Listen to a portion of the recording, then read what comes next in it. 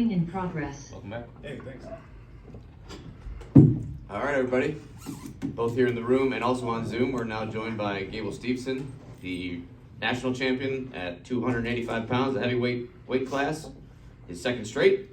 So we will go around the room. We're going to start with Kyle, and we'll try to get to everybody, okay? So please let me know if you have a question. Gable, when did you first realize you liked to be in the spotlight? Probably when I was really young. I've always been stubborn to be like on camera, taking pictures of myself wearing clothes and stuff. So growing up, I just had like an itch to like be a showman and show the crowd a show at a bigger weight. Rachel on the left. All right, so looking at kind of like your lifestyle, your training habits, you're already a pretty big dude. And going into the WWE, you're probably still gonna have to keep that mass. What is that gonna look like for you in the future now? I'm just training hard. I got a good supporting system with Triple H, Paul Heyman, guys like Brock Lesnar, and Vince McMahon's a genius, so I hope that he can push me right, and who knows, you may see me at WrestleMania. Zeb. One of the most iconic endings to any NCAA tournament ever. The backflip, the shoes come off. I mean, it's Gable, signature Gable, right? It's what the crowd wanted. You gave it to us. The thing I like, though, is your shoes are back on you, so I'm telling myself that there's a possibility. But one of the most iconic endings ever. What's it mean to you to be able to give the crowd a show? I mean, it means a lot, just going out there and just enjoying myself and putting the time in, putting the effort in, I took my shoes off and did a backflip, it's just what I do. I love to do flips. I've been doing flips since I was young, I do gymnastics class and on the grass and the trampoline. But, I had to put my shoes back on and go on the podium. But for now I'm done. Like I said, for now I'm done. Front left. Well, a few months ago, you said you were going to retire the backflip. Why did you bring it back? It's just people love to see it. People just chant it, and I would hate someone pays a lot of money to sit in their respective seats and they're chanting backflip and I don't do it. I gotta put on that show for them. Back left. Talk about how coming back for this year has really built your brand. Just being on ESPN, being on Big Ten Network, the push that I've been getting with WWE, just being able to be myself, be on camera, make the sport of amateur wrestling bigger than it probably was a year ago, and just pushing myself to be a better person and pushing the sport to grow and have more eyes on it too. Mark. Gable, first of all, I'd like to thank you for coming back another year and giving everybody the opportunity to see what you're able to do. And secondly, I'm not a WWE fan. Growing up as a wrestler, Yeah. And we used to have to watch it with my grandma. She was 90 years old. She believed everything that happened there was real. How can you not say that's real? I never understood it, but I will be a fan to watch it.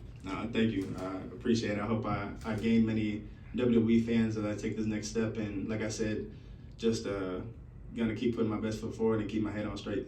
The next three are going to be on this side. We're going to go second row on the right.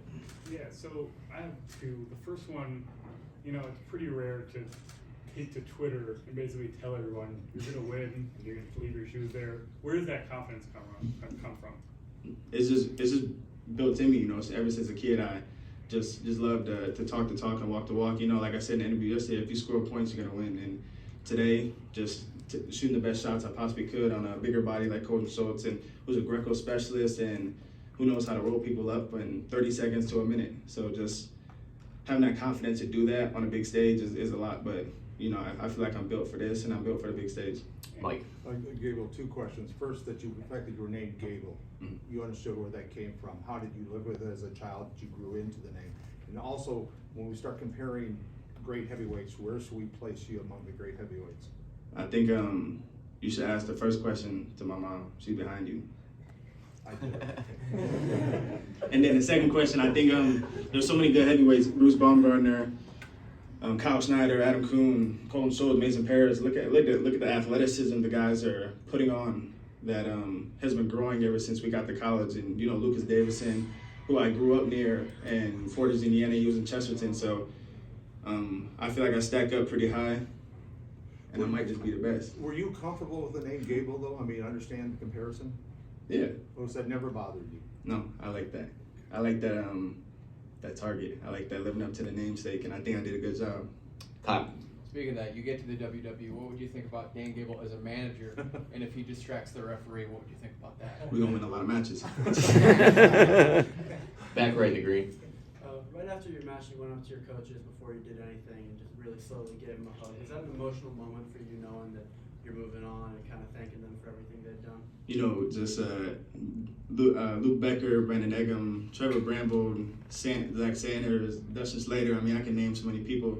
Tony Nelson, they've been in my corner since 7th grade year when they were letting me come into the practice room for RTC, and I was getting whooped up. And funny story, I was wrestling Chris Farr. Chris Farr was 174-pounder, and in 7th grade I was about 180, but I was just, chunkier. And Chris Farr threw me into the wall, because that's what we like to do. We wrestle hard, we go out there, and we want to dominate. So he threw me into the wall, and I looked at Eggum, and I smiled at him. And ever since then, he just knew that Gable was it. And that's the day things just turned. Skip back to Zeb on the left. I asked RBY, I'll ask you. Name, image, likeness, right? NIL. It's huge for someone like you, RBY. There's only a handful of wrestlers who can actually benefit from it. RBY said money talks. And if he can get back, money talks. How do you feel about that statement, and could that potentially bring you back, knowing the NIL deals could bring you back to Minnesota? I mean, I got one more year left with COVID year. If money talks, you see Gable. That's all the time we have. Thanks, Gable. One Congratulations. more. Oh, one more on the right. You have one more? Thanks, man. Yeah. Just one, the showmanship. Was there anybody you looked up to, who's in the spotlight that you wanted to be like and emulate? I'd probably say the Rock. The Rock is the biggest influence, and Brock Lesnar is the biggest influence for the career path I'm taking. My end goal is to be a star in the WWE and be a person that kids can look up to and see the energy that I bring in all different spots. And so it's weird that I'm getting close to that spot, and it is odd that people ask me for pictures and autographs. I'm not used to it, and but now I'm getting used to it a little bit because I have to. But just I don't know, just enjoying the time, enjoying day by day. That's how I'm gonna take it. You said The Rock, he became an actor. Is that something you'd be interested in? Oh yeah. Thanks, Gable. Congratulations, man. Congrats, Gable. Thank you, everybody, for being here.